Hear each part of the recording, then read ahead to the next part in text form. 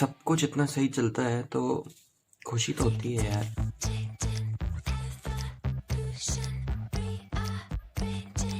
देखो, देख रहे हो ना, everything is working perfectly. Camera की बात करें तो कैमरा इज ऑल्सो परफेक्ट।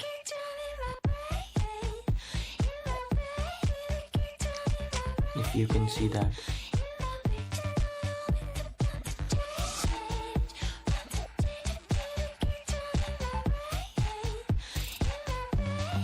भाई बाकी कैमरा होता ना तो रिफ्लेक्शन आता, कुछ भी होता, पर ये पिक नहीं आती। The pic looks perfect.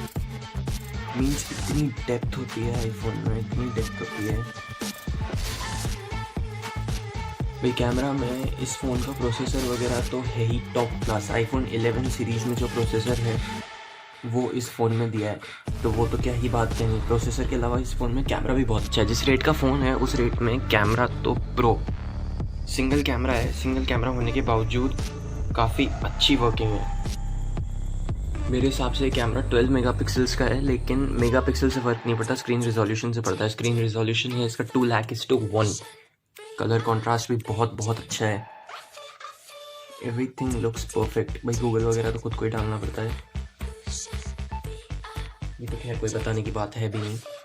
Okay, so music, Apple TV का सब्सक्रिप्शन भी खुद को लेना पड़ता है, बिल्कुल बर्बाद चीज़ें हैं। जाके अमेज़ॉन प्राइम देखो, नेटफ्लिक्स देखो, नेटफ्लिक्स से चिल करो, ये सब लेने की कोई ज़रूरत नहीं है। तो वर्किंग है। इसकी बैटरी कैपेसिटी से थोड़ा सा मैं खफा हूँ। बैटरी इज़ नॉट नाइस, क्योंकि बैटरी ये कहते हैं कि 8 घंटे के करीब चलती है अगर चलाते हैं। तो भाई 8 घंटा तो आजकल 24 घंटा लोग फ़ोन चलाते हैं, 8 घंटा कोई बात थोड़ी होती है। Battery is disappointing. ये छोटा सा फ़ोन है, बैटरी डालेंगे भी कहाँ, पर इतनी उम्मीद भी नहीं थी, इतनी कम बैटरी है। Brightness is also nice. Brightness तो भैया फ़ोन की ज़बरदस्त ब्राइटनेस है। Okay, so lock the phone and see the fingerprint sensor working.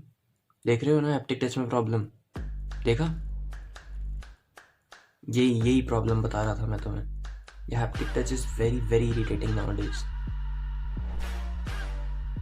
3 बार में 1 बार तुम्हारा फिंगरप्रिंट रिकॉग्नाइज हो रहा है आईफोन में, ये कोई बात है? सी, एक बार हुआ था बीच में, उसके बाद नहीं हो रहा। मैं कह ही रहा था haptic touch is boring. It's irritating ना। एक चीज़ ट्राई कर सकते हैं, अगर फिंगरप्रिंट वापस रजिस्टर करें तो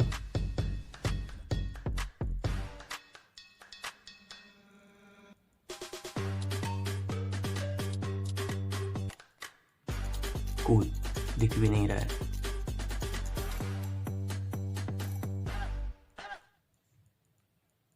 भाई general control centre, keyboards, dictionary,